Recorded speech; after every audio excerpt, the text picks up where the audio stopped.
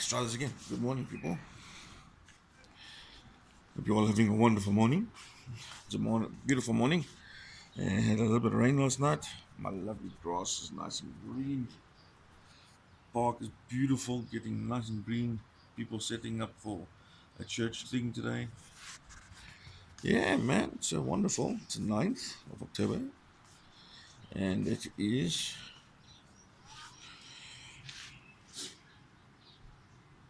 what? It is almost 38 degrees. And it's already 8 o'clock in the morning.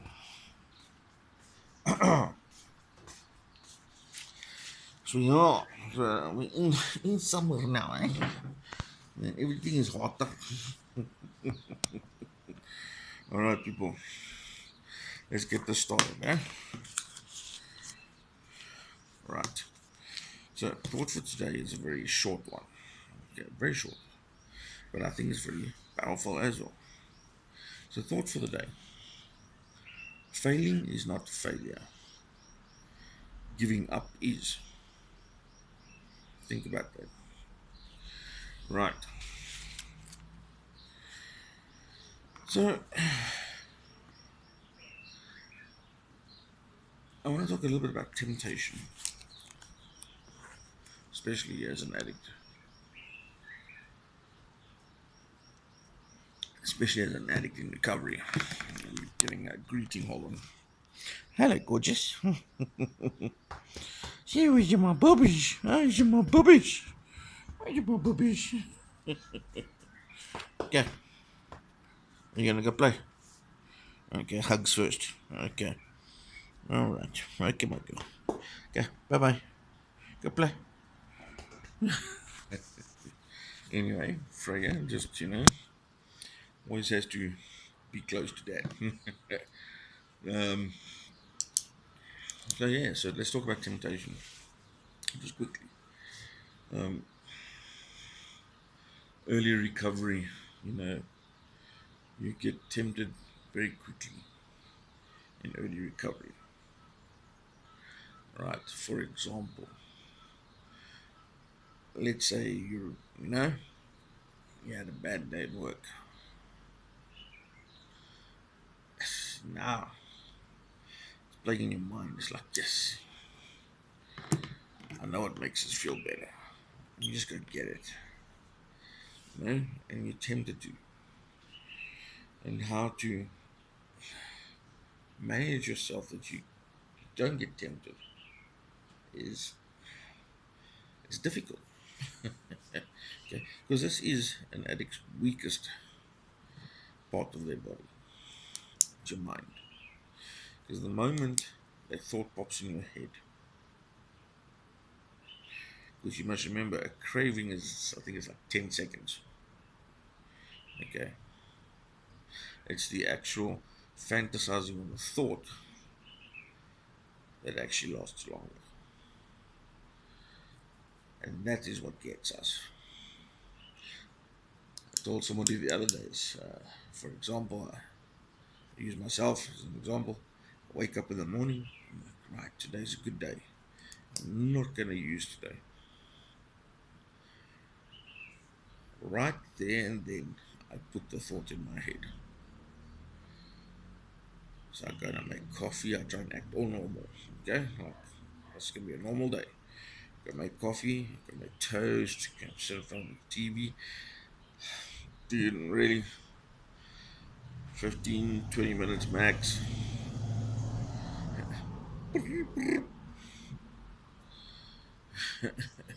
Hello, my friend. So, temptation is a killer. And that's why family and friends are very important. Because when you're feeling tempted, or even your sponsor, okay, even your counselor, all right, family and friends, whatever, whoever's in your support group, okay, it's very important that you have that support group that you can talk to. Okay, they don't need to understand the exact ins and outs of addiction. They just need to be someone or some place that is a safe place or safe person for you to go to, or you just to have an ear to talk to. Very important. So please find those people in your life.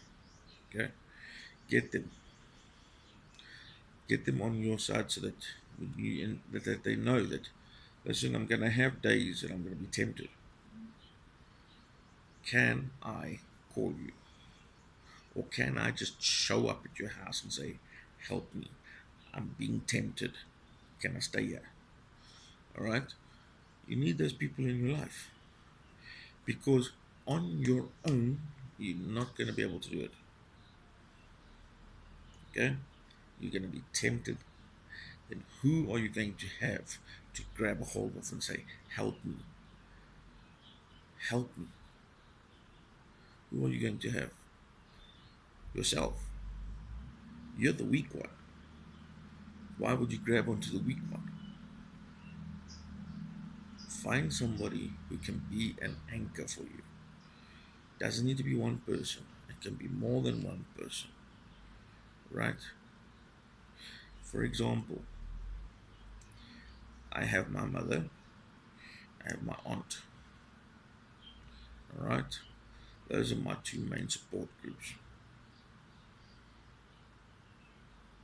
Find somebody who you can hold on to and talk to. Like I said, they don't need to know everything, they don't need to have the answers for everything. They just have to be a person. They can be an ear, a shoulder to cry on or to talk to, or just somebody just to go sit at until your stinking thinking clears. Right.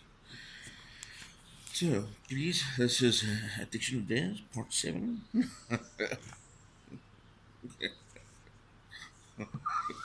Gang size, bro.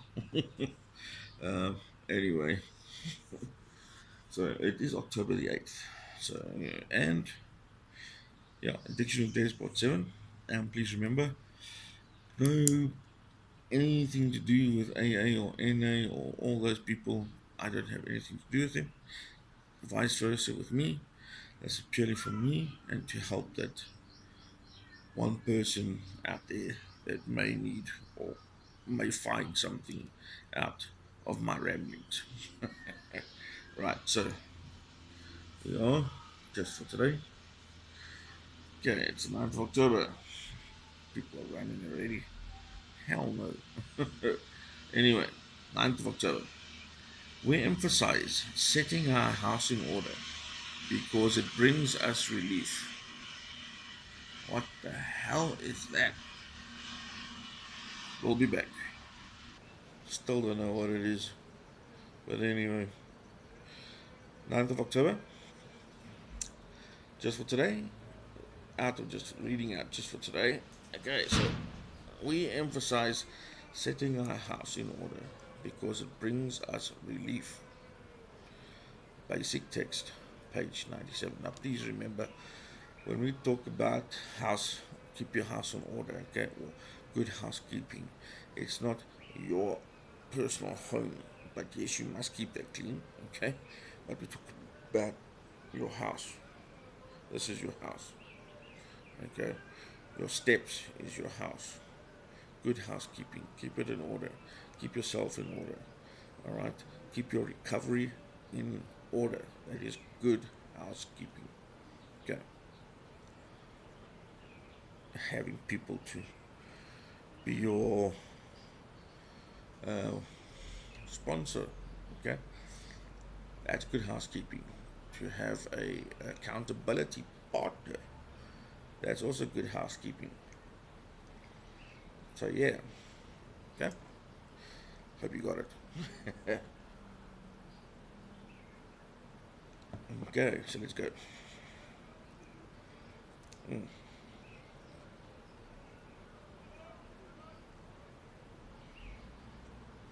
Anyway, uh, right, move on. Focusing on what others are doing can provide momentary relief from having to take a look at ourselves. We as addicts, we love to do that. But yes, but look at Peter. He can do it. So why can't I do it? they or look at Peter. You know, his life is more screwed up than mine. You know, I'm still good, man. No, you're not. Right. So, but one of the secrets of success in Narcotics Anonymous is making sure, or AA, okay, if you're an alcoholic. But one of the secrets of success in Narcotics Anonymous is making sure our own house is in order. Your own house, your steps, okay, your sponsor, accountability partner, whatever, but your recovery, okay, that you can account for everything you do in your recovery. Um, Making sure that your house is in order. So, what does setting our house in order mean anyway? It means we work the steps, allowing us to look at our role in our relationships with others. When we have a problem with someone, we can take our own inventory to find out what our part, very important, what was your part in it. Okay? Because a lot of people say, oh, we're not talking anymore. And you're like, but why aren't you talking with them anymore?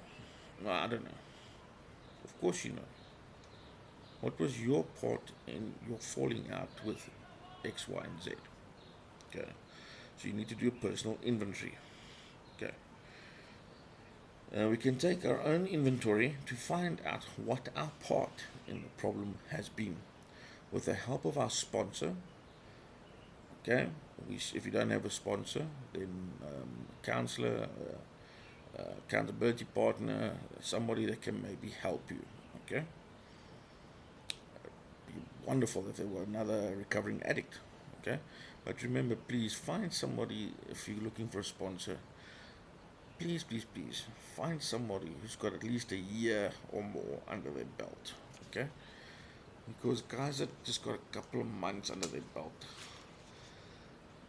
as the saying goes, they still wet behind the ears, okay? They still tempted themselves.